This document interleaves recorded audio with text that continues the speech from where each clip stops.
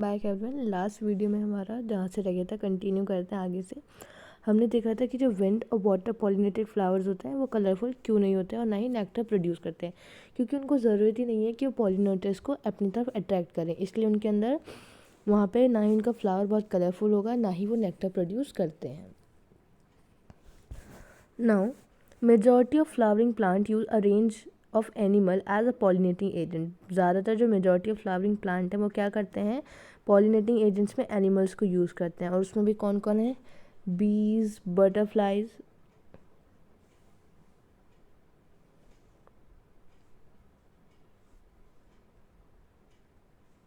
कौन है, bees, butterflies, beetle, wasp, ant, moth, birds. अब बर्ड्स में कौन है, सन बर्ड्स और hummingbirds. And the bats are the common pollinating agent. Bats भी आते हैं, वैस्प भी आते हैं, ये सब कॉमन पॉलिनेटिंग एजेंट्स हैं। अमंग द एनिमल्स, अगर एनिमल्स की बात करें तो इंसेक्ट्स पर्टिकुलरली कौन, उसमें बीज क्या है, डोमिनेंट बायोटिक पॉलिनेटिंग एजेंट है, मतलब सबसे ज़्यादा कौन है, बीज। इवन लार्जर एनिमल, कुछ लार्जर एनिमल्स भी हैं। प्राइमेट्स में कौन आ गए, जैसे कि लेम्यूर्स, एर्बोरल जैसे जो ट्री ड्वेलिंग होते हैं, रोडेंट्स, और इवन रेप्टाइल्स। रेप्टाइल्स में जैसे जैको लिजार्ड एंड द गार्डन लिजेंट्स, ये सब भी क्या है, पॉलिनेटर का काम करते हैं इन सम स्पीशीज़। तो ये हमें याद रखना है किन किन की बात की गई है। पॉलिनेटर में इतने सारे एनिमल्स आते हैं, कौन कौन है, majority of flowering plants animals के थ्रू पॉलिनेट करते हैं, bees, butterfly, flies, beetle, wasp, ant, moth, bird, ये सारी। And the bats are the common pollinating agents. अगर हम बात करते हैं among the animal, insect particularly bees क्या है, डोमिनेंट है, सबसे ज़्यादा बीज डोमिनेंट है, बायोटिक पॉलिनेटिंग एजेंट। अगर लार्जर एनिमल्स में बात की जाए तो कुछ प्राइमेट जैसे कि lemur, arboreal, tree dwelling, rodents, और even reptile, gecko lizard and garden lizards have been also reported as the pollinator in some species. इन्हें क्या कहा जाता है, ये भी पॉलिनेटर हैं कुछ स्पीशीज़ के। Often flower of animal pollinated plant are specifically adapted for a particular species animal। मतलब जो एनिमल पॉलिनेटेड प्लांट्स हैं वो स्पेसिफिकली अडॉप्टेड हैं एक पर्टिकुलर स्पीशीज़ ऑफ एनिमल के लिए। मतलब जो एनिमल पॉलिनेटेड है ना वो भी एक स्पेसिफिक है कि पर्टिकुलर एक स्पीशीज़ के लिए स्पेसिफिक कि हाँ यही है हमारे लिए। Majority of insect pollinated flower अब ये भी आते हैं कि इसकी कैरेक्टरिस्टिक कैसी होती हैं। जैसे हमने पढ़ा था कि जो विंड पॉलिनेटर थे तो उनकी कैरेक्टरिस्टिक्स क्या देखी थी कि स्टिग्मा लाइट होना चाहिए, फेदरी, ये सारी चीज़ें। अब जो majority of insect pollinated flowers हैं वो कैसे होते हैं, लार्ज होते हैं, कलरफुल होते हैं, फ्रेगमेंट होते हैं और रिच इन नेक्टर होते हैं। When the flowers are small, जब फ्लावर्स स्मॉल हैं तो number of flowers are clustered into an inflorescence to make them conspicuous. कि जब फ्लावर्स छोटे छोटे हैं तो बहुत सारे फ्लावर्स आपस में ऐसे क्लस्टर हो जाते हैं, गुच्छा बना लेते हैं, एक इन्फ्लोरेसेंस बनाते हैं बहुत बड़ी सी। Animal are attracted to the flowers, फिर एनिमल उसको देख के क्या होता है, अट्रैक्ट होता है। Animals are attracted to flower by a colour and a fragrance. अब जो एनिमल है वो किस चीज़ को देख के अट्रैक्ट होता है, animals are attracted to flower by the colour and the fragrance, इनको देख के वो अट्रैक्ट होता है। The flowers pollinated by flies and the beetles secrete foul odours. अब किसके थ्रू पॉलिनेट होता है, जो फ्लाइज और बीटल्स के थ्रू पॉलिनेट होता है वो फोल ऑर्डर सीक्रेट करते हैं इनको अट्रैक्ट करने के लिए। वो प्लांट, वो फ्लावर्स जिनको बी और फ्लाइज पॉलिनेट करेंगी वो कैसी, सड़ी हुई स्मेल, फोल smell, foul smell, foul order secrete करते हैं ताकि उनको अट्रैक्ट कर सके। कौन से प्लांट, जिनको कौन पॉलिनेट करता है, फ्लाइज और beetles. To sustain animal visit, to sustain animal visit the flower have to provide reward to the animal.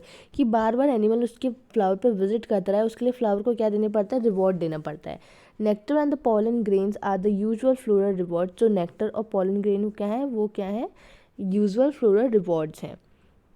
For harvesting the rewards from the flower the animal visitor come in contact with the anther. जब वो अपने reward लेने आते हैं तो क्या होता है, जो एनिमल है वो किसके कांटेक्ट में आता है, एंथर के कांटेक्ट में आता है और स्टिग्मा के कांटेक्ट में आता है। अब जो बॉडी होती है एनिमल की उस पर क्या लग जाता है, पॉलन ग्रेन लग जाते हैं। फिर जो जनरली स्टिकी हो जाते हैं जो स्टिकी होते हैं, मतलब जो एनिमल पॉलिनेटेड फ्लावर है उनके पॉलन ग्रेन कैसे स्टिकी हैं। When the animal carry pollen on its body come in contact with the stigma, अब वो लेके जाएगा, फिर वो किसी दूसरे फ्लावर पे जाएगा, वहाँ स्टिग्मा के कॉन्टेक्ट में आएगा और क्या हो जाएगा, पॉलिनेशन हो जाएगा। तो ऐसे करते हैं पॉलिनेशन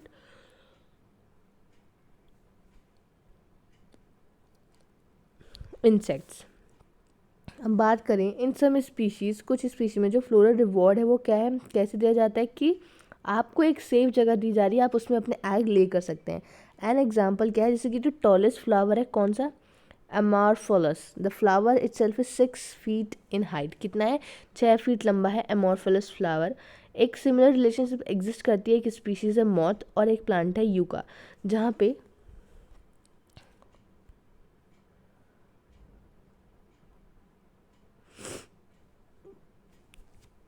जो दोनों स्पीशीज़ हैं वो एक दूसरे के बिना अपनी लाइफ साइकिल पूरी नहीं कर सकते। अब मॉथ क्या करता है, वो डिपॉजिट कर देता है अपने एक लोक्यूल ओव्यूल, ओवरी का जो लोक्यूल है वहाँ पे, ovarian cavity, that is ovarian cavity. Locule हमने पढ़ा था, और लोक्यूल क्या है, ओवेरियन कैविटी। तो वहाँ पे मॉथ अपने एग डिपॉजिट कर देता है लोक्यूल में of the ovary, and the flower in turn gets pollinated by a moth, और फ्लावर उसके टर्न में क्या हो जाता है, पॉलिनेशन हो जाता है उसका मॉथ के थ्रू। अब जो लार्वा है मॉथ का come out of the egg as a seed and start developing. अब जो लार्वा है वो कैसे आता है, एग से बाहर आता है, as a seed start developing. जैसे जैसे सीड डेवलप करना स्टार्ट करता है वैसे वैसे जो लार्वा होता है वो बाहर आने लगता है। Why don't you observe some flower, कह रहा है ये सारे फ्लावर देखो, ऑब्जर्व करो, देखो कैसे पॉलिनेटर आता है, कैसे ये सारी चीज़ें, ये कैसे प्रोसेस होता है।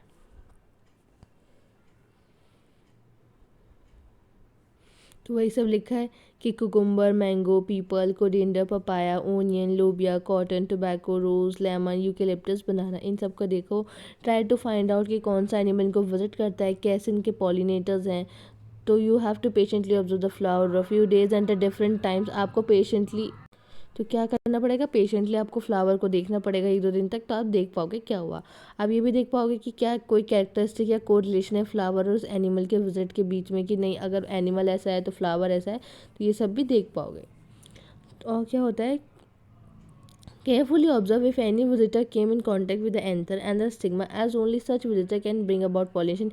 कि ऐसा कोई विजिटर है सिर्फ वही आ रहा है और सिर्फ वही पॉलिनेशन करा पा रहा है, अगर कोई और आता है तो वहाँ पे पॉलिनेशन नहीं होता।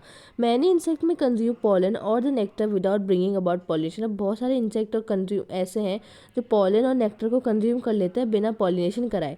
सच floral visitors are referred to as a pollen nectar robbers. ऐसे जो विजिटर्स हैं उनको क्या कहा जाता है, पॉलन नेक्टर रॉबर्स कहा जाता है। तो ऐसा आप विजिट करोगे तो ये सारी चीज़ें देख पाओगे। अब ये कह रहा है मे भी आप रिजल्ट पॉलिनेटर्स ना विजिट कर पाओ, लेकिन आप इस प्रोसेस को एंजॉय करोगे। अब आउट ब्रीडिंग डिवाइसेस क्या है, जो मेजॉरिटी ऑफ फ्लावरिंग प्लांट है वो प्रोड्यूस करते हैं hermaphrodite flower, and the pollen grain are likely to come in contact with the stigma of the same flower. तो ज़्यादातर जो क्या होता है, फ्लावरिंग प्लांट कैसे प्रोड्यूस करते हैं, हर्माफ्रोडाइट करते हैं, मतलब एक ही में उनका पॉलन ग्रेन और एक ही में उनका female gametophyte are likely to come in contact with the stigma of the same flower. वही बात की गई है, सेम फ्लावर कंटिन्यू अगर सेल्फ पॉलिनेशन करते जाए तो उससे क्या हो जाता है, इन रिजल्ट हो जाता है inbreeding depression. Continue self pollination से एक प्रॉब्लम आती है, ये PYQ में पूछा गया, उससे क्या होता है, इन ब्रीडिंग डिप्रेशन आ जाता है। जो फ्लावरिंग प्लांट्स हैं वो डेवलप करते हैं बहुत सारे डिवाइसेस इस चीज़ को डिस्करेज करने के लिए कि ऐसा ना हो सेल्फ पॉलिनेशन को, और एनकरेज करें क्रॉस पॉलिनेशन। अब कुछ स्पीशीज़ हैं पॉलन की, कुछ स्पीशीज़ हैं जो पॉलन रिलीज़ कर देती हैं, and the stigma receptivity are not synchronise. मतलब एक प्रोसेस ये है कि पॉलन पहले रिलीज़ हो जाए और जो हमारा स्टिग्मा है वो रिसेप्टिव ही नहीं है उसको एक्सेप्ट करने के लिए, मतलब वो सिंक्रोनाइज नहीं है, मतलब उनका एक कोऑर्डिनेशन नहीं है, ये पहले हो रहा है फिर ये बाद में हो रहा है, या ये पहले हो रहा है ये बाद में हो रहा है। तो इन कुछ स्पीशीज में पॉलन रिलीज और स्टिग्मा रिसेप्टिविटी सिंक्रोनाइज नहीं होती। Either pollen is release before, कि पॉलन पहले रिलीज हो गया, स्टिग्मा रिसेप्टिव ही नहीं बन पाया, या फिर स्टिग्मा रिसेप्टिव हो गया और पॉलन आ ही नहीं पाया। कुछ दूसरी स्पीशीज़ है अगर हम उनकी बात करें, इन सम अदर स्पीशीज जो एंथर और स्टिग्मा है वो डिफरेंट पोजीशंस में, ताकि पॉलन के कांटेक्ट में ना आ सके स्टिग्मा के ऑफ द सेम फ्लावर। तो एक तरीका ये हो गया, पहला क्या हुआ कि वहाँ पे सिंक्रोनाइजेशन नहीं। दूसरा में कह रहे हैं कि कुछ स्पीशीज़ में जो एंथर और स्टिग्मा है उनको डिफरेंट पोजीशंस पे रखा गया है ताकि जो पॉलन है वो कांटेक्ट में ही ना आ पाए, किसके, स्टिग्मा के कांटेक्ट में ना आ पाए।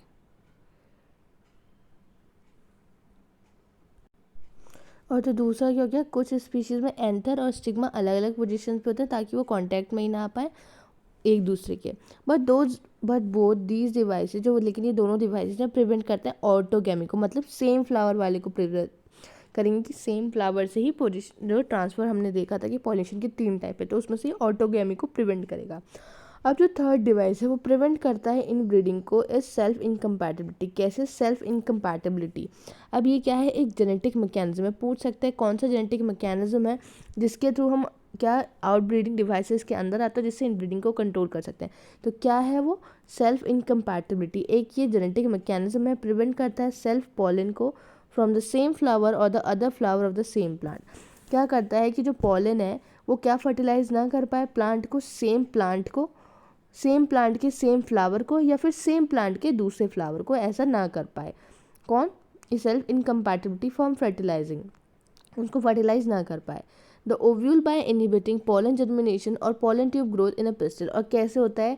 ओव्यूल यहाँ पे इनहिबिट करता है कि वहाँ पे पॉलन का जर्मिनेशन ही ना हो पाए या फिर पॉलन ट्यूब की ग्रोथ ही ना हो पिस्टल में। तो इस तरीके से ये इनब्रीडिंग डिप्रेशन को रोकता है। Another device is to prevent self pollination is the production of unisexual flower. दूसरा क्या है कि वहाँ पे यूनिसेक्सुअल फ्लावर्स का प्रोडक्शन हो। किसका प्रोडक्शन हो? यूनिसेक्सुअल फ्लावर्स का प्रोडक्शन हो। अगर बोथ मेल और फीमेल फ्लावर प्रेजेंट होंगे सेम प्लांट पे, जैसे कि कैस्टर और मेज, जैसे मोनोशियस। अब इन्होंने मोनोशियस के एग्जाम्पल पूछ लें कि मोनोशियस के एग्जाम्पल बताओ, तो कैस्टर और मेज क्या है? मोनोशियस है। तो it prevent autogamy but not geitonogamy. कह रहे हैं अब ये सेम प्लांट पे तो आ रहे हैं, तो लेकिन ये क्या प्रिवेंट करेगा? ऑटोगैमी तो प्रिवेंट कर देगा लेकिन जेनेटोगैमी को प्रिवेंट नहीं कर पाएगा। तो इन सेवरल स्पीशीज़, बहुत सारी स्पीशीज़ हैं जैसे कि पपाया, मेल और फीमेल फ्लावर जो होता है प्रेजेंट होता है डिफरेंट प्लांट्स पे, that is each plant is इधर मेल होगा या फिर फीमेल होगा। इसे क्या बोलते हैं? डायोसी या फिर डायसिस के एग्जाम्पल। तो डायसिस का एग्जाम्पल क्या दिया है यहाँ पे? पपाया। और मोनोशियस के एग्जाम्पल क्या दिए हैं यहाँ पे? Castor and maize. अब this condition prevents autogamy and geitonogamy. और जब दोनों अलग अलग प्रेजेंट होंगे तो वो क्या प्रिवेंट करेंगे? ऑटोगैमी को भी प्रिवेंट करेंगे और जेनेटोगैमी को भी प्रिवेंट करेंगे। अब हम पढ़ रहे हैं pollen pistil interaction. Pollen pistil interaction क्या है? Pollination does not guarantee the transfer of the right type of pollen. कि पॉलिनेशन क्या है, ये गारंटी नहीं करता कि वहाँ पे राइट टाइप का पॉलन आ जाए, मतलब कंपैटिबल पॉलन हो उसी स्पीशीज़ का स्टिग्मा पे। मान लो ये हमारा स्टिग्मा था, अब इस पर कोई पॉलन आया, तो वो कह रहे हैं जो पॉलन आएगा वो ये इंश्योर नहीं करेगा कि वो राइट टाइप का है, सेम स्पीशीज़ का। तो पॉलिनेशन ये इंश्योर नहीं करता। Often pollen of the wrong type either from the other species और द सेम प्लांट। कई बार क्या होता है पॉलन, गलत पॉलन आ जाए तो किसी और स्पीशीज़ का भी आ जाए, कई बार सेम स्पीशीज़ का भी गलत पॉलन आ जाता है। तो if it is self incompatible, कि अपने आप में वो क्षमता, अपने आप में सक्षम ही नहीं है वो चीज़ कराने के लिए, वो सेल्फ इनकम्पैटिबल है। Also land on the stigma. The pistol has the ability, अब भाई लैंड भी कर गया, वो उस चीज़ के लायक नहीं है लेकिन वो लैंड कर चुका है स्टिग्मा पे। तो अब क्या होगा, जो पिस्टल है ये हमारा पूरा पार्ट क्या कहलाता है? Pistol, stigma, style and ovary. इसके पास एबिलिटी है कि वो रिकॉग्नाइज करेगा इस पॉलन को, क्या उसे वो राइट टाइप का है, नहीं है, राइट टाइप मीन्स कंपैटिबल है, उसके लायक है कि नहीं है, और द रॉन्ग टाइप या फिर गलत टाइप है, इनकम्पैटिबल है। अगर ये राइट टाइप है तो पिस्टल एक्सेप्ट करेगी पॉलन को और प्रमोट करेगी पोस्ट पॉलिनेशन इवेंट्स को, कि अब पॉलिनेशन के बाद जो भी इवेंट्स हैं उसको ये प्रमोट करेगी, चलो राइट टाइप का है तो आगे का प्रोसेस कंटिन्यू हो जाए। लेकिन अगर वो राइट टाइप का नहीं है तो क्या होता है? रॉन्ग टाइप का है तो पिस्टल उसको रिजेक्ट कर देगी और प्रिवेंट करेगी पॉलन जर्मिनेशन को। अगर राइट टाइप का है तो फर्टिलाइजेशन हो जाएगा, और रॉन्ग टाइप है तो पिस्टल रिजेक्ट कर देगी पॉलन को, प्रिवेंट करेगी जर्मिनेशन ऑन द स्टिग्मा, कि मतलब स्टिग्मा पे जर्मिनेशन ना हो पाए, पॉलन ट्यूब की ग्रोथ ना हो पाए। अब the ability of the pistil to recognise the pollen followed by the acceptance or rejection is a result of a continuous dialogue between pollen grain and the pistil। अब ये क्या होता है? ये कह रहे हैं कंटिन्यूस डायलॉग सिस्टम है, मतलब ये नहीं कि एक बार में बस हो गया, एक बहुत सारे हार्मोनल चेंजेस, केमिकल चेंजेस, ऐसी बात होती है, उसे कहा गया पॉलन पिस्टल इंट्रैक्शन। तो ये एबिलिटी पिस्टल की रिकॉग्नाइज करने की पॉलन को, फिर उसको एक्सेप्ट करना है या रिजेक्ट करना है, और किसका रिजल्ट है? एक कंटिन्यूस डायलॉग का रिजल्ट है, और किसके बीच में होता है? पॉलन ग्रेन और पिस्टल के बीच में होता है। This dialogue is mediated by, कैसे होता है ये डायलॉग, कैसे होती है बातचीत? केमिकल कंपोनेंट्स के through, pollen interaction with those of the pistil. जो पॉलन इंटरेक्ट कर रहा है पिस्टल के साथ, उसमें क्या होता है? केमिकल कंपोनेंट्स होता है, उसके थ्रू ही बातचीत चलती है। It is only in recent year ये देखा गया कि botanist have been able to identify some of the pollen and pistil components and the interaction leading to the recognisation followed by acceptance और रिजेक्शन। ये क्या देखा है कि अभी रिसेंट ईयर्स में देखा गया कि कुछ बॉटनिस्ट ने आइडेंटिफाई करा कि कुछ पॉलन और पिस्टल कंपोनेंट्स होते हैं जिनका इंटरेक्शन होता है, जिसकी वजह से ये रिकॉग्नाइजेशन कर पाते हैं कि उनको एक्सेप्ट करना है कि रिजेक्ट करना है। एज मैंशन अर्लियर, अगर बात की जाए, जब हमने पहले बात की है, following compatible pollination the pollen grain germinates. अगर वो कंपैटिबल है तो पॉलन ग्रेन वहाँ जर्मिनेट कर जाएगा स्टिग्मा पे, और पॉलन ट्यूब बन जाएगी जहाँ से एक जम्पोर से चल जाएगी। अब जम्पोर कहाँ था? जहाँ पे स्पोरोपोलेन एब्सेंट थी।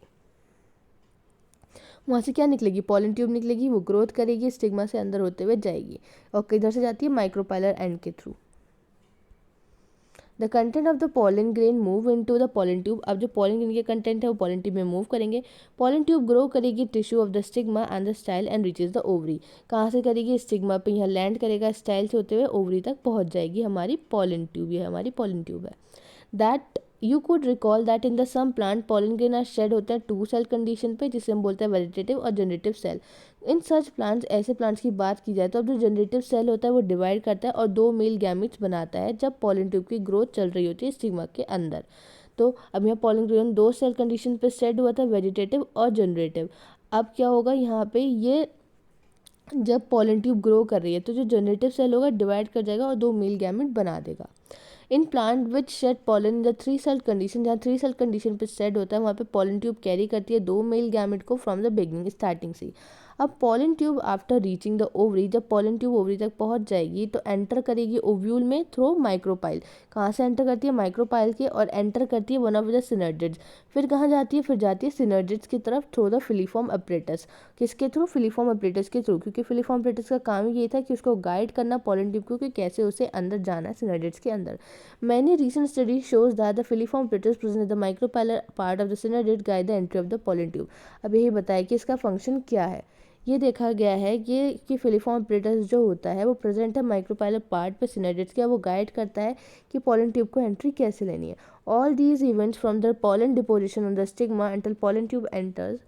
अब ये कह रहे हैं ये सारे इवेंट, कौन से इवेंट, ये सारे इवेंट कहाँ से लेके, पॉलन के डिपोजिशन होने स्टिग्मा से, ऐसे स्टिग्मा पे पॉलन के आने से लेके फिर पॉलन ट्यूब का बनना, अंदर जाना ओव्यूल के अंदर, और फिर वहाँ से पॉलन पिस्टल इंटरेक्शन करना। तो ये सब किसके अंदर आता है, मतलब पॉलन का स्टिग्मा पे आना, पॉलन ट्यूब का बनना और ओव्यूल तक अंदर तक जाना, सब क्या आता है, ये पॉलन पिस्टल इंटरेक्शन के अंदर ही आता है। As point out earlier, pollen pistil interaction is a dynamic process. कैसा प्रोसेस है, एक डायनामिक प्रोसेस है जिसमें पॉलन रिकॉग्नाइजेशन होता है, फिर प्रमोशन होगा या फिर इनिबिशन होगा पॉलन का, इसके बाद ये देखा जाता है।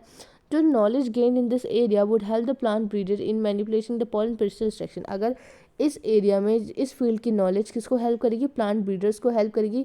अब क्या हेल्प कर सकती है, वो मैनिपुलेट कर सकते हैं, अपने हिसाब से चला कर सकते हैं पॉलन पिस्टल इंट्रैक्शन को। अगर इनकम्पैटिबल पॉलिनेशन है तो हमें डिजायर्ड हार्बिट कैसे लेने हैं, तो हम इस तरीके से इसका फ़ायदा उठा सकते हैं अगर हमें इस चीज़ की नॉलेज है। You can easily study pollen germination by dusting some pollen from the flowers such as pea, chickpea, crotalaria, balsam and vinca on a glass slide containing a drop of sugar solution about 10%. After about 15 to 30 minutes of the slide under the low power lens of the microscope, you are likely to see the pollen tube coming out of the pollen grain। तो हम कैसे देख सकते हैं pollen tube, इनमें आसानी से देख सकते हैं pollen germination। किन किन फ्लावर्स की बात की है यहाँ पे, पी की, चिक पी की, फिर क्रोटोलेरिया है, बाल्सम है और विनका है। इनको हम ग्लास लाइट पे देख सकते हैं। क्या कर सकते हैं कि एक ड्रॉप हम शुगर सॉल्यूशन के लिए 10 में 10% क्या होना चाहिए हमारा, शुगर। फिर उसमें फिर 15 से 30 मिनट के बाद हम उसको जब ऑब्जर्व करेंगे तो वहाँ देखेंगे वहाँ पे पॉलन ट्यूब पॉलन ग्रेन से बाहर निकलना शुरू हो गई होगी। As you shall learn in chapter on the plant breeding, जैसे आप प्लांट चैप्टर मतलब प्लांट ब्रीडिंग में पढ़ा है, 9 पढ़ोगे कि a breeder is interested in crossing different species and often genera to combine desirable character. कि जो अब एक ब्रीडर है जो ब्रीड्स बनवाएगा वो क्या चाहता है कि वो इंटरेस्टेड होता है कि वो क्रॉसिंग कराए अलग अलग स्पीशीज़ की, अलग अलग जेनरा की, ताकि उसे डिजायरेबल करेक्टर मिल जाए और उन्हें कमर्शियली प्रोड्यूस कर सके एज अ सुपीरियर वैरायटीज़ के फॉर्म में। तो अब उसके लिए हम पढ़ने जा रहे हैं कि आर्टिफिशियल हाइब्रिडाइजेशन ये क्या है। एक मेजर अप्रोच है क्रॉप इम्प्रूवमेंट प्रोग्राम की, मतलब क्रॉप को इम्प्रूव करने के लिए कि उसकी एफिशिएंसी इम्प्रूव हो जाए, उसकी रजिस्टर प्रॉपर्टी ये सब इम्प्रूव करने के लिए एक अच्छा क्या है तरीका है। तो एक one of the major approach है क्रॉप इम्प्रूवमेंट प्रोग्राम की, जिसमें क्रॉसिंग एक्सपेरिमेंट किए जाते हैं। इंपॉर्टेंट है कि ये इंश्योर करने के लिए, ये मेक करने के लिए कि जो डिज़ायर पॉलिन ग्रेन है वही यूज़ हो पॉलिनेशन के लिए और स्टिग्मा के लिए। कि मतलब डिजायर्ड पॉलन ग्रेन ही यूज हो पॉलिनेशन के लिए। And the stigma is protected from the contamination, और स्टिग्मा को प्रोटेक्ट किया जाता है कंटेमिनेशन से कि उस पर कोई भी अनवांटेड पॉलन ग्रेन ना आ जाए। तो आर्टिफिशियल हाइब्रिडेशन में यही है, ऐसा क्रॉसिंग एक्सपेरिमेंट जहाँ पे इंपॉर्टेंट है ये इंश्योर करने के लिए कोई भी डिजायर्ड पॉलन आके वहाँ पे पॉलिनेशन ना करवा दे, स्टिग्मा पे ग्रो ना कर दे, और स्टिग्मा को प्रोटेक्ट करना किससे, अनवांटेड पॉलन से। This is achieved by the emasculation and the bagging technique. अभी किस तरीके से किया जाता है, कैसे बचाया जाता है स्टिग्मा को कि उस पर अनवांटेड पॉलन ना आए और कोई भी ऐसे अपने आप से वहाँ पे पॉलन ग्रेन आके आना जाए, वहाँ पे कंटामिनेशन हो जाए। तो कैसे करते हैं, इमैस्कुलेशन और बैगिंग के थ्रू किया जाता है। अगर हम बात करते हैं if the female parent bear bisexual flower, अब फीमेल पेरेंट के पास क्या है, बायसेक्सुअल फ्लावर से मतलब दोनों फ्लावर्स के पास मेल और फीमेल। तो रिमूवर ऑफ एंथर, अगर हम एंथर को रिमूव कर दें फ्लोरल बर्ड से बिफोर द एंथर डेहिसेंस, की एंथर डेहिस करने से पहले हमने एंथर रिमूव कर दिए, फोर्सेप का यूज़ करा। मान लो ये हमारा फ्लावर है पूरा और ये हमारा क्या है, यहाँ पे एंथर है, ठीक है। अब एंथर दही से होता है कि पॉलन ग्रेन रिलीज होते हैं, उससे पहले ही हमने इसको कट कर दिया। Using a pair of forcep हमने यूज़ करा। This step is refer to as emasculation, इस स्टेप को एमेस्कुलेशन कहते हैं। एमेस्कुलेशन ऑफ फ्लावर क्या है, covered with a bag of the suitable size, flower को कवर कर देना सुटेबल साइज के साथ, generally made up of butter paper, butter paper का बना होता है। अगर हम प्रिवेंट करना है कंटेमिनेशन इसका स्टिग्मा का विद अनवांटेड पॉलन, तो दिस प्रोसेस कॉल्ड बैगिंग। अब तो अगर हमें प्रिवेंट करना है कि जो हमारी क्या है स्टिग्मा उस पर अनवांटेड पॉलन आके जर्मिनेट ना कर जाए, तो इस प्रोसेस को क्या कहा जाता है, बैगिंग कहा जाता है। तो हमने क्या पढ़ा, इमेस्कुलेशन पढ़ा, जब उनको रिमूव कर दो एंथरडाइसिस ना कर पाए। फिर दूसरा क्या है, इमेस्कुलेटेड फ्लावर को उसके ऊपर बैग रख दिया जाता है सुटेबल साइज का, ताकि कोई भी आके उसको पॉलिनेट ना कर दे। तो इस चीज़ को कहा जाता है इस चीज़ को कहा जाता है बैगिंग।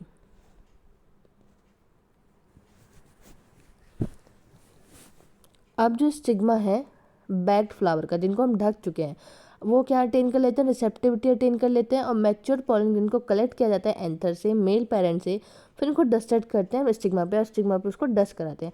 फिर फ्लावर से रीबैक किया जाता है, वापस से ढक दिया जाता है, और fruit is allowed to develop, और क्या उनको छोड़ दिया जाता है कि वहाँ पे फ्रूट का क्या हो जाए, डेवलपमेंट हो जाए। अब बात करें, अगर फीमेल पेरेंट प्रोड्यूस करता है यूनिसेक्सुअल फ्लावर्स, मतलब अलग अलग, कोई भी वहाँ पे ज़रूरी ही नहीं है, अब मैस्कुलेशन की ज़रूरत ही नहीं है। तो जो फीमेल फ्लावर बर्ड्स है वो बैग्ड है before the flowers are open, मतलब फीमेल फ्लावर को ढक दिया गया है, बैक करके दिया गया है कि वहाँ पे फ्लावर्स खोलें उससे पहले ही। जब स्टिग्मा रिसेप्टिव हो जाएगा, पॉलिनेशन होगा by using the desired pollen and the flower रीबैग्ड।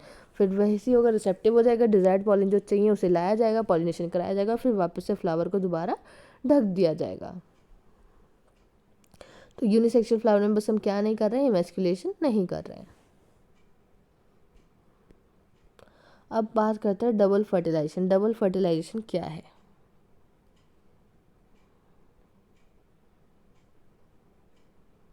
जब एंट्री हो जाती है वन ऑफ द सिनेडेट्स के थ्रू पॉलन ट्यूब की। अब जो पॉलन ट्यूब रिलीज करती है दो मेल गैमेट साइटोप्लाज्म सिनेडेट, सिनेडेट्स के साइटोप्लाज्म में दो मेल गैमेट रिलीज हो जाते हैं।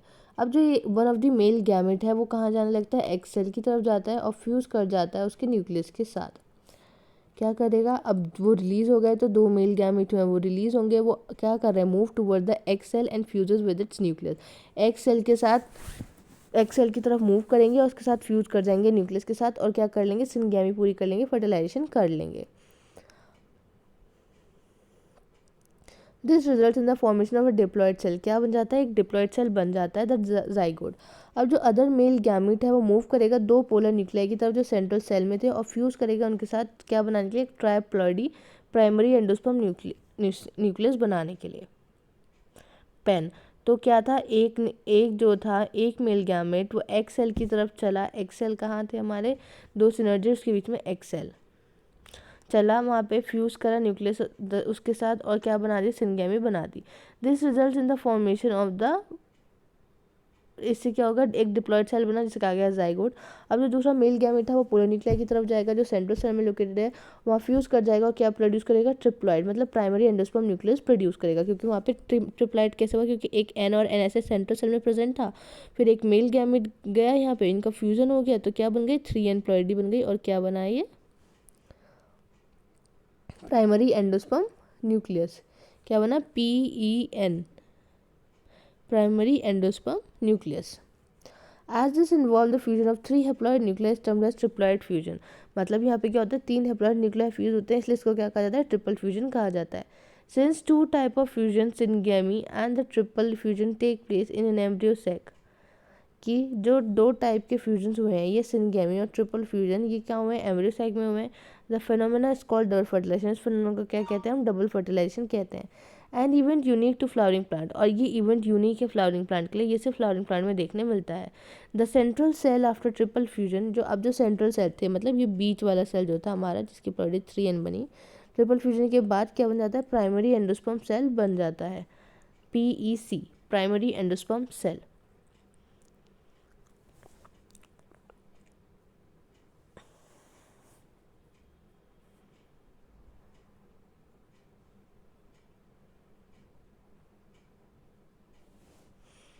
फिर क्या होगा, जो प्राइमरी एंडोस्पर्म सेल होगा वो डेवलप करेगा एंडोस्पर्म में, और फिर जो वाइल्ड जाइगोट और जाइगोट डेवलप करता है एम्ब्रियो में। प्रोसेस को ट्रिपल फ्यूजन क्यों कहा गया, क्योंकि यहाँ पे फर्टिलाइजेशन भी हो रहा है और यहाँ पे वो तीनों, क्योंकि यहाँ पे फ्यूजन होता है 3 हैप्लॉइड न्यूक्लियाई का, इसलिए इसको कहते हैं ट्रिपल फ्यूजन। और डबल फर्टिलाइजेशन क्यों कहा जाता है, क्योंकि यहाँ पे 2 टाइप के फ्यूजन होते हैं, सिनगेमी और ट्रिपल फ्यूजन। और देखो ये क्या डायग्रामेटिकली शो किया हुआ है, देखो यहाँ पे ये डीजनरेटिंग सिनेर्जिड्स, अब सिनेर्जिड्स क्या हो जाते हैं, डीजनरेट हो जाते हैं जब एक सेल से क्या हो जाता है, जाइगोट बन जाता है, प्राइमरी एंडोस्पर्म सेल बना है यहाँ पे, फिर प्राइमरी एंडोस्पर्म न्यूक्लियस बन गया हमारा ये 3n प्लॉइडी, ये हमारे एंटीपोडल सेल्स भी क्या हो रहे हैं, डीजनरेट हो रहे हैं।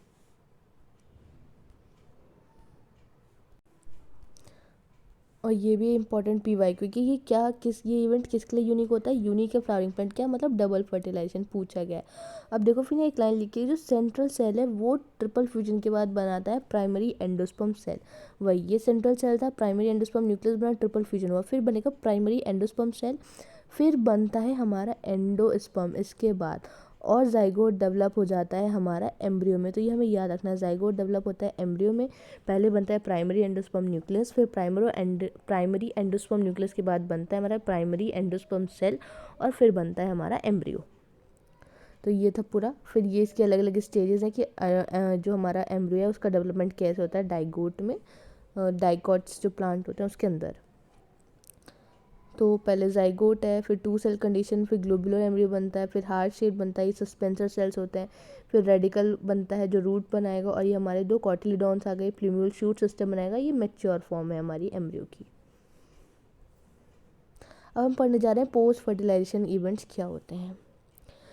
जब डबल फर्टिलाइजेशन हो गया, अब जो इवेंट है एंडोस्पर्म और एम्ब्रियो के डेवलपमेंट के वो स्टार्ट होगा, मैच्योरेशन हो गया ओव्यूल्स का सीड्स में, ओवरी का फ्रूट में, जिसे क्या कहा जाता है, कलेक्टिवली पोस्ट फर्टिलाइजेशन इवेंट्स।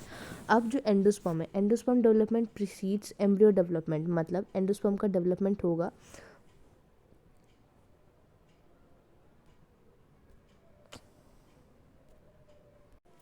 तो हम पढ़ रहे थे endosperm, endosperm development precedes embryo development, मतलब एंडोस्पर्म का जो डेवलपमेंट है ना वो पहले हो जाता है और एम्ब्रियो का बाद में होता है। तो एम्ब्रियो का डेवलपमेंट स्टार्ट होता है जब एंडोस्पर्म पूरा बन जाएगा। अब ऐसे क्यों होता है, क्योंकि एंडोस्पर्म क्या है, न्यूट्रिशन देगा ग्रोइंग एम्ब्रियो को, अगर न्यूट्रिशन ही नहीं है तो एम्ब्रियो ग्रो कैसे करेगा, इसलिए एंडोस्पर्म का डेवलपमेंट पहले होता है और एम्ब्रियो का बाद में। जो प्राइमरी एंडोस्पर्म सेल्स हैं वो डिवाइड करते हैं रिपीटेडली, लगातार डिवाइड करते रहते हैं और क्या बना लेते हैं, एक ट्रिप्लॉइड एंडोस्पर्म टिश्यू बनाते हैं। क्या बनाते हैं, ट्रिप्लॉइड एंडोस्पर्म टिश्यू। सेल है, सेल के बाद टिश्यू ही बनेगा, ट्रिप्लॉइड एंडोस्पर्म टिश्यू बना। अब जो सेल है इस टिश्यू के वो फिल होते हैं रिजर्व फूड मटेरियल के साथ, और इसको यूज़ करा जाता है न्यूट्रिशन के लिए, डेवलपिंग एम्ब्रियो के लिए। अब हम बात करें मोस्ट कॉमन टाइप का जो एंडोस्पर्म डेवलपमेंट है, जो PEN मतलब प्राइमरी एंडोस्पर्म न्यूक्लियस, वो सक्सेसिव न्यूक्लियर डिविजन्स के अंदर जाता है और क्या बनाता है, फ्री न्यूक्लियाई बनाता है। अब ये स्टेज जो है एंडोस्पर्म डेवलपमेंट की, उसे कहते हैं फ्री न्यूक्लियर एंडोस्पर्म। क्यों कह रहे हैं फ्री न्यूक्लियर एंडोस्पर्म, क्योंकि वहाँ पे फ्री न्यूक्लियर प्रेजेंट है। Subsequently cell wall formation start हो जाती है और एंडोस्पर्म क्या बनने लगता है, सेलुलर बनने लगता है। अब बात की जा रही है जो नंबर ऑफ फ्री न्यूक्लियाई हैं जो बने हैं फाउंड बिफोर सेलुलराइजेशन वेरीज ग्रेटली, वो उनका जो नंबर है वो बहुत वेरी करता है। अब जो कोकोनट वाटर की बात करें, हम देखते हैं जो टेंडर कोकोनट, जो मतलब बेसिकली जो पानी मिलता है हमें कोकोनट के अंदर, वो क्या है, वो उसका फ्री न्यूक्लियर एंडोस्पर्म है, जिसका बना हुआ है थाउजेंड्स ऑफ न्यूक्लियाई के बना हुआ है, और उसको कौन सराउंड करता है, उसके आसपास वाइट कर्नल सराउंड करके रखता है। और वाइट कर्नल क्या है, वो सेलुलर एंडोस्पर्म होता है। तो देखो क्या हुआ, जो हमारा प्राइमरी एंडोस्पर्म न्यूक्लियस था उसने फर्दर डिवाइड करा, फ्री न्यूक्लियर बनाया, फ्री न्यूक्लियर के बाद वहाँ पे फिर सेलुलर एंडोस्पर्म बनता है। तो ऐसे एंडोस्पर्म के डेवलपमेंट को क्या कहा जाता है, फ्री न्यूक्लियर एंडोस्पर्म। फिर वहाँ पे फिर बनती है सेल वॉल का फॉर्मेशन होता है, फिर वहाँ पे एंडोस्पर्म सेलुलर बन जाता है। तो कोकोनट में जो पानी होता है वो उसका फ्री न्यूक्लियर एंडोस्पर्म है, और जो वाइट कर्नल होता है वो उसका सेलुलर एंडोस्पर्म है। अब एंडोस्पर्म में ईदर भी completely consume by the developing embryo, जैसे कि पी ग्राउंडनट और बी में, मतलब जो एंडोस्पर्म है या तो पूरा कम्प्लीटली कंज्यूम हो जाएगा, जो एम्ब्रियो डेवलप कर रहा है उसने उसको पूरा कंज्यूम कर लिया। उसके एग्जाम्पल क्या क्या है, जो पूरा कंज्यूम कर लेगा, पी ग्राउंडनट और बीन्स, मतलब हमारा एम्ब्रियो ग्रो करा और उसने जो भी न्यूट्रिशन था उसके पास उसने सारा कंज्यूम कर लिया बिफोर द सीड मैचुरेशन, और इट में परसिस्ट, और कुछ कुछ में वो रह भी जाता है, पूरा यूज़ नहीं हो पाता कुछ मैच्योर सीड में, जिसका एग्जाम्पल है कैस्टर और coconut, and be use up, उनको यूज़ करते हैं ड्यूरिंग सीड जर्मिनेशन, और सीड जर्मिनेशन के टाइम पे उसको यूज़ किया जाता है। Split open of some seeds, अगर हम अब सीड्स को तोड़ के देखेंगे तो हमें वहाँ पे एंडोस्पर्म दिखाई देगा, कि अब वही कि देखो कि किसके अंदर एंडोस्पर्म रह जाएगा नहीं रह जाएगा, आप ऐसे देख सकते हो। अब बात करते हैं हम एम्ब्रियो की। तो जो एम्ब्रियो डेवलप्स है वो कहाँ पे डेवलप होता है, माइक्रोपाइलर एंड पे डेवलप होता है, क्योंकि वहीं से पोलन ट्यूब हमारी अंदर जा रही थी, ठीक है, एम्ब्रियो सैक। तो एम्ब्रियो डेवलपमेंट कहाँ होता है, माइक्रोपाइलर एंड पे एम्ब्रियो सैक के, where the zygote is situated, जहाँ पे जाइगोट सिचुएटेड होता है। अब जो मोस्ट जाइगोट हैं वो डिवाइड करते हैं only after certain amount of endosperm is form, तभी डिवाइड करते हैं जब कुछ अमाउंट ऑफ एंडोस्पर्म बन जाता है।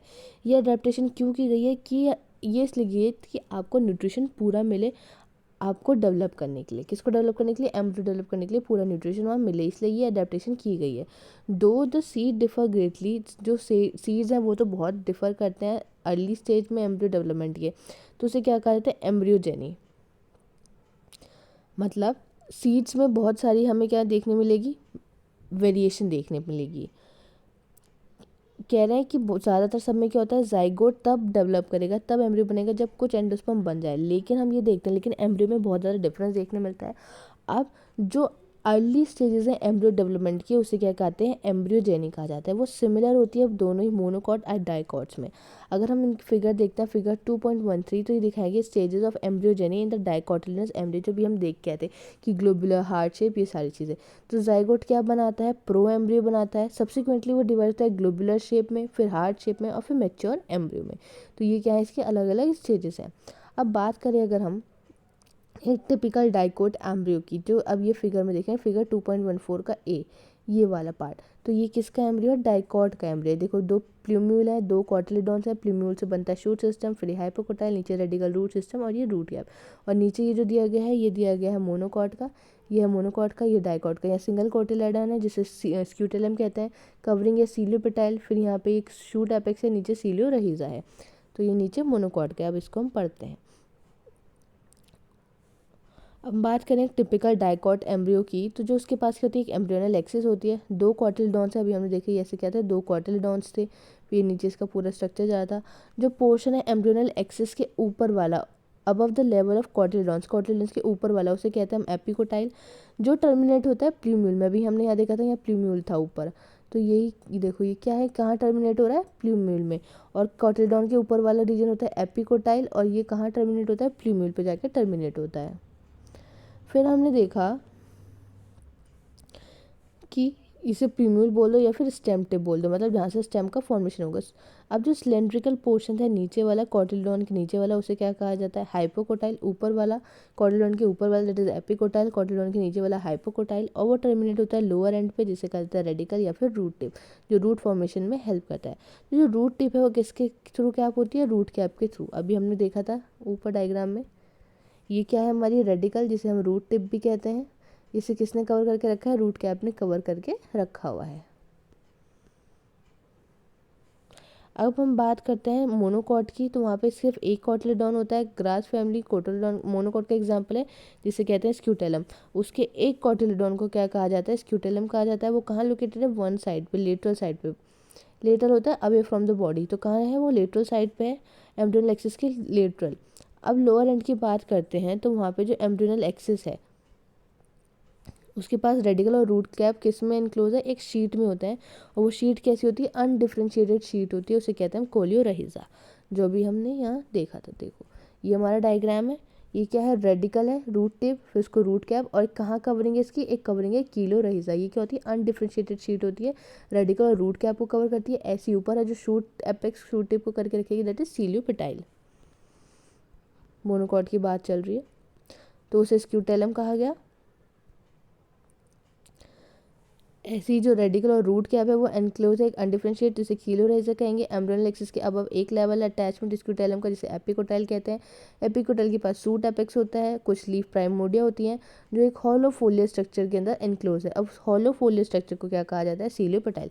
तो सीलियोपेटाइल के अंदर क्या क्या है, शूट एपेक्स है, कुछ लीफ प्राइमोडिया है, ऐसे नीचे सीलियोरहिजा, उसके अंदर रूट टिप है और उसकी रूट कैप है। अब ये कह रहा है कुछ सीड तोड़ो, पानी में भिगो के रखो, तो तुम्हें अलग अलग एम्ब्रियो के पार्ट्स दिखाई देंगे। अब हम बात करते हैं सीड्स की। सीड्स क्या है, कुछ एंजियोस्पर्म की बात करते हैं तो सीड जो है फाइनल प्रोडक्ट होता है सेक्सुअल रिप्रोडक्शन का। इन हर एंजियोस्पर्म में सीड फाइनल प्रोडक्ट है सेक्सुअल रिप्रोडक्शन का।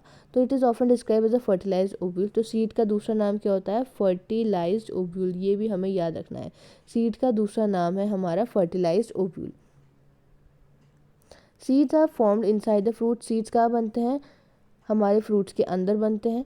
अब जो सीड टिपिकल के पास सीड कोट होता है, कॉटिलिडॉन होते हैं और एक एम्ब्रियो एक्सिस होती है। अब जो कॉटिलिडॉन है एम्ब्रियो के, वो सिंपल स्ट्रक्चर है, जनरली थिक है, स्वेलो है, क्योंकि उसके पास स्टोरेज है फूड रिजर्व मटेरियल, मतलब उन्होंने खाना, बचा हुआ खाना, रिजर्व हुआ खाना स्वेल रखा हुआ है, इसकी वजह से वो स्वेलन हो जाते हैं। जैसे हम बात करें लेग्यूमिनस की। अब जो मैच्योर सीड है वो तो या तो नॉन एल्ब्यूमिनस है या फिर एक्स एल्ब्यूमिनस बोल सकते हैं। नॉन एल्ब्यूमिनस वो सीड होता है जहाँ पे कोई भी एंडोस्पर्म का रेसिड्यू नहीं बचेगा, तो नॉन एल्ब्यूमिनस और ex albuminous. As it completely consume during embryo development, कि एम्ब्रियो का डेवलपमेंट हो रहा था और उसको पूरा पूरा कंज्यूम कर लिया, जिसके एग्जांपल है पी और ग्राउंडनट। अब जो एल्ब्यूमिनस सीड है, अगर उनका कुछ पार्ट रहे, जब एल्ब्यूमिनस सीड्स वो सीड्स होते हैं जहाँ पे एंडोस्पर्म का कुछ पार्ट रह जाता है, कंप्लीटली कंज्यूम नहीं होता है एम्ब्रियो के डेवलपमेंट के टाइम पे, उसके एग्जांपल है वीट, मीज, बार्ले एंड कैस्टर। तो ये क्वेश्चन पूछा जाता है एग्जांपल्स की, नॉन एल्ब्यूमिनस के एग्जांपल, उसके एग्जांपल कौन, तो पी और ग्राउंडनट किसके एग्जांपल है, नॉन एल्ब्यूमिनस और एक्स एल्ब्यूमिनस। एल्ब्यूमिनस के एग्जांपल है वीट, मेज, बार्ले, कैस्टर। ओकेजनली इन सम सीड्स की बात करें तो जैसे कि ब्लैक पेपर और बीट होते हैं, वहाँ पे रेमिनेंट्स बच जाते हैं न्यूसिलस के, न्यूसिलस का कुछ बचा हुआ पार्ट रह जाता है।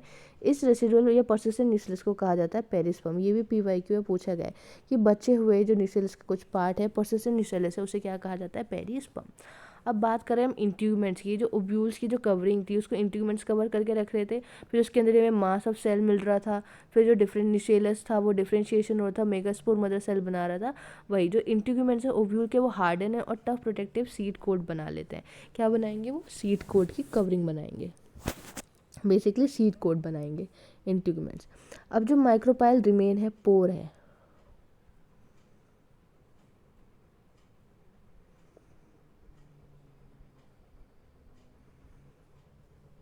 कह रहे हैं जो micropylar remains as a small pore in the seed coat. अब मान लो ये पूरी हमारी ओव्यूल था, ये इसके इंट्यूमेंट्स से इन्होंने सीड कोट बना लिया। अब ये कह रहे हैं यहाँ माइक्रोपोर अभी भी रहेगा।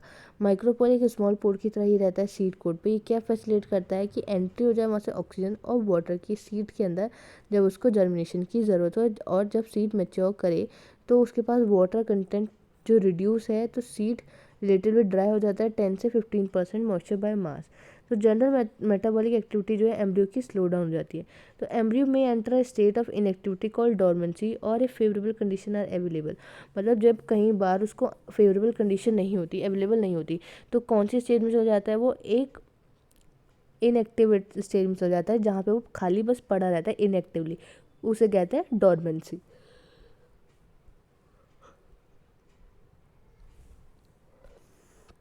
और फिर जब वापस से फेवरेबल कंडीशन आ जाए, adequate moisture, oxygen, suitable temperature, तो वापस से वो जर्मिनेट कर जाता है।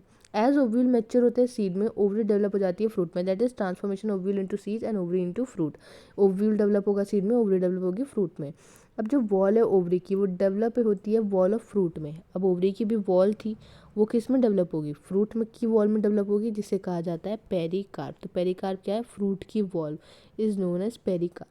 द फ्रूट में भी फ्लैशी हो सकता है, जैसे कि गुआवा और ऑरेंज मैंगो में एक्सेट्रा, और ड्राई हो सकता है जैसे कि ग्राउंडनट में। तो जो फ्लैशी फ्रूट के एग्जांपल क्या है, मैंगो, गुआवा, ऑरेंज, और ड्राई का एग्जांपल है ग्राउंडनट और mustard. Etcetera. Many fruits have evolve mechanism of a dispersal of seed. बहुत सारे फ्रूट्स ने मैकेनिज्म इवॉल्व करें कि उन्हें अपना कैसे सीड को फैलाना है, डिस्पर्स करना है, ये सारी चीज़ें वो अडॉप्ट करते हैं। अभी कह रहे हैं कि कोई रिलेशन है कि वहाँ पे कितने ओव्यूल प्रेजेंट हैं किसी ओवरी के अंदर, कि कितने ओव्यूल्स प्रेजेंट हैं और कितने सीड हैं। हाँ, तो जितने ओव्यूल इतने सीड। अभी हमने पढ़ा था मोनोकार्पलरी और ये सारी चीज़ें, तो बहुत सारे सीड्स, कम सीड, सिंगल है। लाइक हमने पढ़ा था मैंगो का एग्जांपल, एक ही सीड मिलता है तो मोनोकार्पलरी, एक उससे अराइज हुआ है वो। तो ओव्यूल और सीड्स में क्या रिलेशन है यहाँ से हम समझ सकते हैं। अब हम बात करें ज़्यादातर जो प्लांट्स हैं, by the time fruit develop होता है फ्रॉम द ओवरी से, और जो दूसरे फ्लोरल पार्ट्स होते हैं वो डीजनरेट हो जाते हैं और गिर जाते हैं। हाउएवर कुछ स्पीशीज़ में, जैसे कि एप्पल, स्ट्रॉबेरी और कैश्यू की बात करें, तो जो थैलेमस है वो भी कंट्रीब्यूट करता है फ्रूट फॉर्मेशन में। अब ये भी PYQ में पूछा गया है कि कौन कंट्रीब्यूट करता है, बाकी सब तो डीजनरेट होते हैं, तो थैलेमस है वो कंट्रीब्यूट करता है फ्रूट फॉर्मेशन में। और ऐसे फ्रूट्स को कहा जाता है फॉल्स फ्रूट। फॉल्स फ्रूट क्यों कह रहे हैं? क्योंकि यहाँ पे टोटली ओवरी का ही इन्वॉल्वमेंट नहीं है फ्रूट बनने में, कोई और भी जो पार्ट्स हैं जो इन्वॉल्व कर रहा है। कौन इन्वॉल्व कर रहा है? थैलेमस, जिसका एग्जाम्पल है एप्पल में, स्ट्रॉबेरी में और कैश्यू में। जो मोस्ट ऑफ द फ्रूट्स हैं वो कैसे होते हैं? सीधे ओवरी से डेवलप होता है, उनको ट्रू फ्रूट्स कहा जाता है। Although in most of the species, ज़्यादातर स्पीशीज़ में जो फ्रूट है वो किसका रिजल्ट है? फर्टिलाइजेशन का रिजल्ट है। लेकिन कुछ ऐसी स्पीशीज़ भी होती हैं जहाँ पे फ्रूट डेवलप हो जाता है बिना ही फर्टिलाइजेशन के, और ऐसे फ्रूट्स को कहा जाता है पार्थेनोकार्पिक फ्रूट्स, जहाँ पे उनका डेवलपमेंट नहीं, फर्टिलाइजेशन के थ्रू डेवलप नहीं होते। ऐसे फ्रूट्स को कहते हैं पार्थेनोकार्पिक फ्रूट्स, जिसका एग्जांपल है बनाना। ये भी PYQ में पूछा गया, पार्थेनोकार्पिक का एग्जांपल बताओ, तो बनाना। पार्थेनोकार्पी, अब बच्चे बहुत कंफ्यूज होते हैं कि प्लांट आ गया तो हर जगह पार्थेनोकार्पी, और एनिमल आ गए तो वहाँ पे पार्थेनोजेनेसिस। नहीं, जब फ्रूट का फॉर्मेशन होगा तब कार्पी है, सिर्फ तब कार्पी।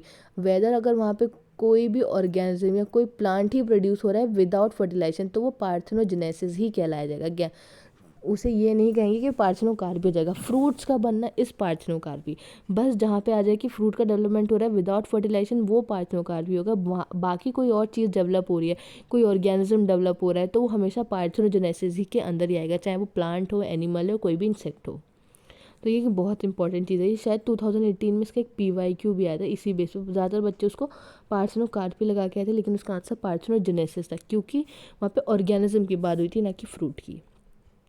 तो अगर हम जो पार्थेनोकार्पी हैं उसे इंड्यूस भी करा सकते हैं, खुद से भी करा सकते हैं ग्रोथ हार्मोन्स का यूज़ करके, और ऐसे फ्रूट्स क्या होते हैं? सीडलेस होते हैं। तो एक कैरेक्टरिस्टिक क्या है? पार्थेनोकार्पी वाले फ्रूट सीडलेस होते हैं, उनके अंदर बीज नहीं होता। क्यों नहीं होता? क्योंकि फर्टिलाइजेशन ही नहीं हो रहा। Seeds offer several advantages to angiosperm. Seeds बहुत सारी एडवांटेज देते हैं एंडोस्पर्म को। पहला क्या है कि जो रिप्रोडक्टिव प्रोसेस है वो बहुत क्या है, जैसे कि पॉलिनेशन और फर्टिलाइजेशन, ये इंडिपेंडेंट है, पानी के इंडिपेंडेंट है, और seed formation is more dependable. Also, seed have been adaptive strategy for dispersal to new habitat that help the species। मतलब कि सीड्स के पास ये एबिलिटी भी है कि वो कैसे उसको अपने आप को फैलाना है जगह जगह, तो इससे क्या उनकी जो स्पीशीज़ है वो अलग अलग एरिया में फैल सकती हैं। As they have the sufficient food reserve, इनके पास फूड रिजर्व मटेरियल भी होता है, किसके फॉर्म में? एंडोस्पर्म के फॉर्म में। तो यंग सीडलिंग्स क्या होते हैं? नरिश हो जाते हैं जब तक वो खुद से फोटोसिंथेसिस ना कर पाए, तो उनको अच्छा खासा नरिशमेंट भी मिलता है अपने आप से। अब जो हार्ड सीड कोट है वो प्रोवाइड करता है प्रोटेक्शन यंग एम्ब्रियो को। द हार्ड सीड कोट कौन बनाया था? इंट्यूगमेंट्स, वो क्या कर रहे थे? अब वो एम्ब्रियो को प्रोटेक्शन मिल रही है। ये सारी एडवांटेज चल रही है एंजियोस्पर्म में, कि वो सीड डिस्पर्सल मैकेनिज्म भी है, उनके पास रिजर्व फूड मटेरियल भी है, उनके पास प्रोटेक्शन भी है, और being product of sexual reproduction, और वो सेक्सुअल रिप्रोडक्शन का प्रोडक्ट है, जिसके वजह से वो नई जेनेटिक कॉम्बिनेशन भी बनाते हैं, उनके अंदर वेरिएशंस भी देखने मिलती हैं। अब जो सीड है वो बेसिक्स है हमारे एग्रीकल्चर का। अगर सीड ही ना हो तो एग्रीकल्चर पॉसिबल नहीं है। तो seed is the basis of agriculture. यहाँ से क्वेश्चन पूछ ले जाए कि बेसिस ऑफ एग्रीकल्चर क्या है? That is seed. Dehydration and dormancy of the mature seed are crucial for the storage of seeds, which can be used as a food throughout the year and also to raise the crop in the next season। कि dehydration और dormancy क्या था? जब वो अपना inactive stage में जा रहा था, किसकी? मैच्योर सीड का एक क्रूशियल चीज़ है वो स्टोरेज, सीड्स को स्टोर करने के लिए, जिसको हम फिर यूज़ कर सकते हैं फूड पूरे साल में खाने की तरह, और कुछ से अपनी क्रॉप भी ग्रो कर सकते हैं नेक्स्ट सीजन में। Can you imagine agriculture in absence of seeds? कि आप खेती बाड़ी सोच भी सकते हो बिना बीजों के, या तो कैसे? और in the presence of seeds which germinate straight away soon after the formation can not be stored. How long do the seed remain alive after they are dispersed? This period again vary greatly. In a few species, the seed lose viability within a few months. जैसे हमने pollen grain में देखा था कि कुछ seeds थे जो variability अपनी जो टाइम था वो शेड होने के बाद ही कुछ ही समय बाद वो खो देते थे। वहीं पे कुछ थी जैसे लेग्यूमिनेसी, रोजेसी, सोलेंसी, वहाँ पे कितना लंबा ड्यूरेशन था। ऐसे ही जो सीड्स होते हैं वो किस पे इनका जो ये डिपेंड करता है कि कब तक वो अलाइव रहेगा डिस्पर्स होने के बाद। ये वेरी करता है ग्रेटली। कुछ स्पीशीज़ हैं जहाँ पे सीड वाइबिलिटी अपने कुछ मंथ्स में ही खो देते हैं। Seeds of a large number of species live for several year, और बहुत सारे कैसे हैं जो उनके सेवरल ईयर्स तक वो रहते हैं। अब ये एग्जाम्पल बहुत इंपॉर्टेंट है, यहाँ से भी PYQ पूछे गए हैं। कुछ सीड्स हैं जो लाइव रहते हैं 100 साल तक। They are several record of very old yet viable seeds. सबसे जो ओल्डेस्ट है वो क्या है, ल्यूपाइन का, lupinus arcticus, evacuated from the arctic tundra. कहाँ से निकाले गए इसको, आर्टिक टुंड्रा से। तो यहाँ पे जब seed germinated and the flowered after an estimated record of 10,000 years of a dormancy. कितने साल बाद, 10,000 इनएक्टिवेशन के बाद ये जो आर्टिक टुंड्रा में पाया गया हमारा कौन, ल्यूपाइन, और ल्यूपाइनस आर्कटिकस वो ने उसकी वाइबिलिटी इतनी लंबी थी। एक रीसेंट रिकॉर्ड है कि 2000 साल पुराना वाइबल सीड मिला है किसका, डेट पाम का, खजूर का, that is phoenix dactylifera, discovered during the archaeological evacuation the king Herod's palace near the Dead Sea. तो जो नियर डेड सी थी उसके आसपास इसका भी पाया गया। किसका पीट, हम किसका सीड पाया गया, डेट पाम का, जिसे कहते हैं हम फोनिक्स डेक्टिलीफायरा। कितना साल पुराना है, 2000 साल पुराना। और जो आर्टिक टुंड्रा में हमें मिला है ल्यूपाइनस आर्कटिकस, उसका कितना है, सबसे ओल्डेस्ट है वो, उसके एस्टिमेट है 10,000 साल पुराना। अब ये कह रहा है कि आप ब्रीफ अकाउंट सेक्सुअल रिप्रोडक्शन का सब समझ ही सके हो, तो आपको ये समझ गया हो गया कि रिप्रोडक्टिव कैपेसिटी फ्लावरिंग प्लांट की कैसे देख सकते हैं, क्या क्वेश्चंस हैं। तो अब ये पूछ सकते हो कि कितने एग प्रेजेंट होंगे एम्ब्रियोसेक में, क्या एम्ब्रियोसेक कहाँ प्रेजेंट होता है ओव्यूल में, ओव्यूल कहाँ होते हैं ओवरी में, ओवरीज कहाँ प्रेजेंट है, ये सारी चीज़ें हो गई। तो आप क्या सोच सकते हो, कुछ प्लांट जिसमें फ्रूट्स के पास बहुत ज़्यादा नंबर ऑफ सीड्स हैं, हाँ हमने देखे हैं। किसके अंदर, वाटरमेलन के अंदर कितने ज़्यादा सीड्स मिलते हैं हमें। ऑर्किड फ्रूट, अब जो orchid fruits are one such category and each fruit contain thousands of tiny seeds. अब इन्होंने, एक तो हम वाटरमेलन पढ़ते हैं और इन्होंने इसके साथ साथ ऑर्किड का एग्जाम्पल भी दिया। ऑर्किड क्या है हमारा, मोनोकॉर्ड, तो इसमें क्या है, बहुत सारे सीड्स हैं हमारे पास। Similarly in the case in the fruits of some parasitic species, और कुछ पैरासिटिक स्पीशीज़ हैं उनके फ्रूट्स की बात करें जैसे कि और को बैंके एंड स्ट्रिगा, तो हम इसका एग्जांपल याद ही कर सकते हैं क्योंकि ये एनसीईआरटी में मेंशन है। तो पैरासिटिक स्पीशीज़ के एग्जांपल है orobanche and striga. Have you seen a tiny seed of ficus, के फाइकस का छोटा बीज देखा है आपने। How the large is a tree, कितना बड़ा होता है फाइकस, डेवलप होता है छोटे से बीज पे। जैसे billion of seeds each ficus are tree produce. One you imagine any example which such a tiny structure can produce such a large biomass और बदल। क्या आप ऐसे देख सकते हो, क्या डिस्कवर कर सकते हो कि जहाँ पे एक टाइनी सा स्ट्रक्चर इतना बड़ा लार्ज बायोमास दे दे। तो यही है। तो ऑर्किड किसका एग्जांपल, जहाँ पे बहुत सारे क्या है बीज हैं। जो और ब्रैंकिया और स्ट्रिगा है वो क्या है, पैरासिटिक स्पीशीज़ हैं, ये सारी चीज़ें। अब हम बात करते हैं एपोमिक्सिस और पॉली एम्ब्रियोनी, क्या है ये। Although seed in general are the product of fertilisation, seed भी क्या है, फर्टिलाइजेशन का प्रोडक्ट है। अ फ्यू फ्लावरिंग प्लांट है, कुछ स्पीशीज हैं जैसे कि एस्टेरेसी और ग्रासेस इवॉल्व स्पेशल मैकेनिज्म, उन्होंने एक स्पेशल मैकेनिज्म इवॉल्व करा है सीड को प्रोड्यूस करना अब विदाउट फर्टिलाइजेशन। अभी हमने देखा फ्रूट का प्रोड्यूस होना विदाउट फर्टिलाइजेशन, स्पार्टिनोकार्पी ऑर्गेनिज्म का प्रोड्यूस होना विदाउट फर्टिलाइजेशन इज पार्थेनोजेनेसिस, और सीड का प्रोड्यूस होना विदाउट फर्टिलाइजेशन इज एपोमिक्सिस, उसे कहा जाता है apomixis. What is fruit production without fertilisation called, अभी हमने पता फ्रूट प्रोडक्शन होना without fertilisation is parthenocarpy. Thus apomixis is a form of asexual reproduction. तो एपोमिक्सिस क्या है, एक टाइप का एसेक्सुअल रिप्रोडक्शन का फॉर्म है जो मिमिक करता है, जो मतलब उसकी तरह एक्ट करता है कि वो है सेक्सुअल रिप्रोडक्शन ये दिखाता है, लेकिन एक्चुअल में क्या होता है, एसेक्सुअल रिप्रोडक्शन होता है। There are several way of development of apomictic seeds, बहुत सारे तरीके हैं एपोमिक्टिक सीड्स को डेवलपमेंट करने के लिए। कुछ स्पीशीज़ हैं डिप्लॉयड एक सेल वहाँ पे बन जाता है विदाउट रिडक्शन डिवीजन और डेवलप हो जाता है एम्ब्रियो में विदाउट फर्टिलाइजेशन। मोर ऑफन अगर हम देखें सिट्रस और मैंगो में, किसकी बात कर रहे हैं हम, सिट्रस और मैंगो की बात कर रहे हैं। तो varieties some of the nuclear cell surrounding the embryo sac start dividing, क्या होता है उसमें जो न्यूक्लियर सेल थे हमारे, ठीक है, उसके आसपास में जो सेल होते हैं तो वो क्या करने लगते हैं, डिवाइड करने लगते हैं और प्रोट्यूट करने लगते हैं एम्ब्रियोसेक के अंदर और डेवलप हो जाते हैं फिर एम्ब्रियो में। अब कुछ स्पीशीज में जो ओव्यूल है उसके पास बहुत सारे एम्ब्रियोज होते हैं, तो occurrence of more than one embryo उसे कहते हैं सीड में पॉली एम्ब्रियोलॉजी। Poly embryony. अब हम तो कह रहे हैं इन चीज़ को तुम लो, तोड़ो, देखो कितने एम्ब्रियो मिलते हैं, ये सारी चीज़ें।